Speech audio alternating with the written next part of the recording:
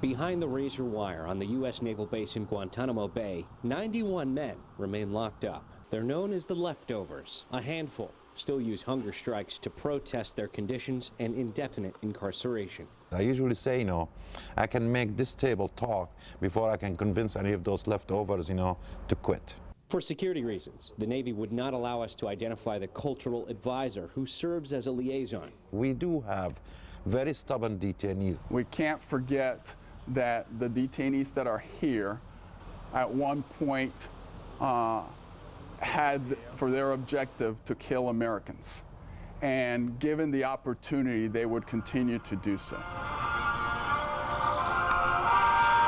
The Navy invited the Associated Press for a visit to the camp for the first time since the population dipped below 100, from a high of nearly 680 in 2003. Empty cells outnumber occupied ones, while 2,000 servicemen and women keep the camp running at a cost of $100 million a year.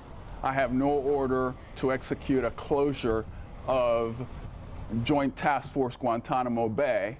President Barack Obama is expected to submit his Guantanamo closure plan to Congress later this month, where it will likely meet the same resistance that has prevented Obama from making good on his vow to close the facility when he first took office. And we just react to what we're told what to do. Marine General John Kelly was commander of U.S. Southern Command, which included Guantanamo, until he retired in January. He says closing the detention facility would be complex because the suspected enemy combatants cannot be transferred to a normal prison. Because of the nature of the detention, DOD has to continue guarding them. Authorities, however, have determined 34 of the detainees can be released without a security risk. The U.S. is working on finding countries to take them, which is expected to be done by this summer. The remaining 57 include 5 men accused of planning and aiding the September 11th terrorist attacks. But I do think there's a place that we would need to indefinitely hold detainees, at least until whatever the conflict is over. So whether it's Guantanamo or a place in the States, continental United States, but I do think we need a place.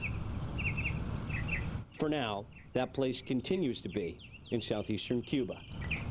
Joshua Plogel, The Associated Press, Guantanamo Bay, Cuba.